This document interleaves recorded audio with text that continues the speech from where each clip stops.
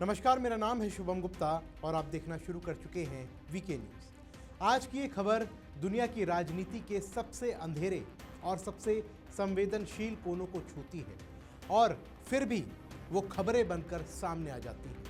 Ayatollah Ali खामेनाई के बेटे मुस्तफा खामेनाई पर एक बेहद गंभीर और विवादास्पद आरोप सामने आया है। अमेरिकी खुफिया एजेंसी के हवाले से ये दावा किया गया है कि मुस्तफा खामेनाई समलैंगिक है।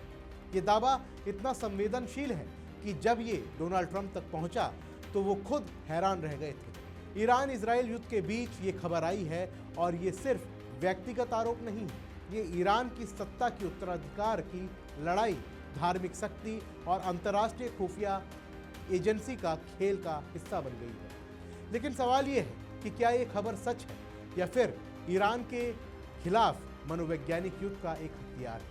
क्या अमेरिकी इंटेलिजेंस की ये लीक जानबूझकर की गई है? और सबसे बड़ा सवाल कि इस तरह के आरोपों से ईरान की सत्ता और समाज पर क्या असर पड़ता है। चलिए इस खबर को गहराई से समझते हैं, क्योंकि ये सिर्फ एक अफवाह नहीं है, ये उस देश की राजनीति, धर्म और शक्ति की जंग है जहां सत्ता के लिए कुछ भी जायज़ माना जाता है।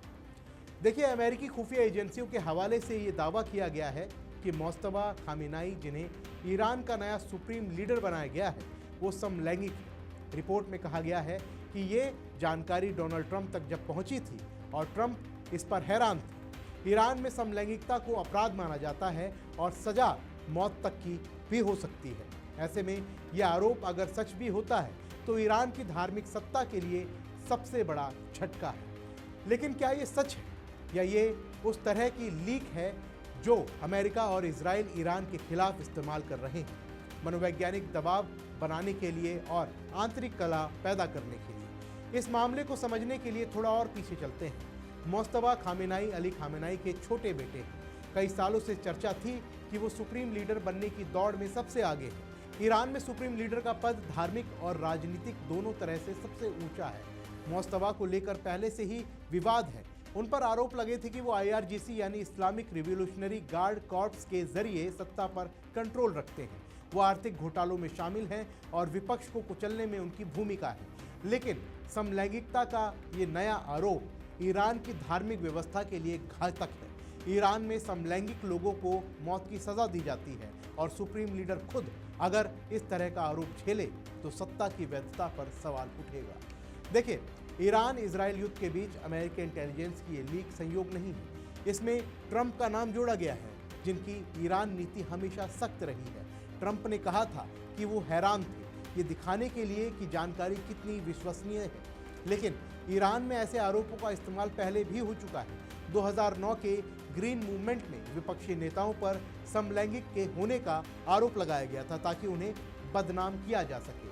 अब मुस्तफा पर यह आरोप ये साफ है कि ये उत्तराधिकार की लड़ाई को कमज़ोर करने की कोशिश है। ईरान में सुप्रीम लीडर का चुनाव एक्सपर्ट असेंबली करती है, लेकिन असल ताकत IRGC और खामेनेई परिवार के पास है। अगर मुस्तफा की छवि धूमिल हो जाती है तो अन्य दावेदार मजबूत हो सकते हैं। लेकिन दूसरी तरफ सवाल ये है कि क्या ये सच हो सकता है? ईरान की धार्मिक शक्ति में कोई व्यक्ति, खासकर सत्ता का बेटा, इतना बड़ा रहस्य रख पाए? ये मुश्किल लगता है। अमेरिकी इंटेलिजेंस की लीक अक्सर राजनीतिक होती है। इराक युद्ध से पहले WMD का झूठा दावा तो आपको याद ही होगा। ये भी उसी तरह का हो सकता है, इराक को अंदर से कमज़ोर दिखाने के लिए। ईरान ने अभी तक कोई आधिकारिक प्रतिक्रिया नहीं दी है, जो आमतौर पर होता है जब आरोप झूठे होते हैं। लेकिन अगर ये सच होता तो ईरान में सबसे बड़ा संकट आ जाता। धार्मिक नेतृत्व की वैधता पर सवाल उठते, जनता के मन में आक्रोश पैदा हो जाता और ये सब देखने को मिल सकता था।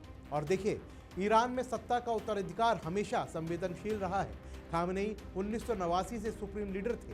उनके बेटे मुस्तफा को लेकर पहले से ही अफवाहें हैं। उन पर आरोप है कि वो पिता की मौत के बाद सत्ता हथियाना चाहते थे, लेकिन ईरान की व्यवस्था में सुप्रीम लीडर को धार्मिक योग्यता चाहिए। समलैंगिकता का आरोप उन्हें धार्मिक रूप से अयोग्य बना सकता है। ये खबर युद्ध के बीच आई है, जब इजराइल और ईरान के बीच तनाव चरम पर है। अमेरिका इजराइल का समर्थन कर रहा है। ये लीक उस मनोवैज्ञानिक युद्ध का हिस्सा हो सकता है जिसका मकसद ईरान के अंदर कलह पैदा करना है। कुल मिलाकर ये खबर सच हो या फिर झूठ, ये ईरान की सत्ता की कमजोरी को उजागर करती है। मुस्तफा खामनेई पर यह आरोप, ट्रंप का नाम, ये सब संयोग नहीं लगता। ईरान में सत्ता का खेल अब और जटिल हो गया है। जनता क्या सोचेगी? क्या ये खबर ईरान के अंदर असर डालेगी या फिर ये सिर्फ अंतर्राष्ट्रीय प्रोपेगेंडा है? आप क्या सोचते हैं? क्या ये आरोप सच हो सकता है या ये ईरान के खिलाफ हथियार है? कमेंट बॉक्स में अपनी राय हमें ज़रूर दें। इस वीडियो को लाइक शेयर कीजिए। मिलते हैं अगली वीडियो में, तब तक के लिए जय हिंद। वीके न्यूज, राष्ट्र के नाम।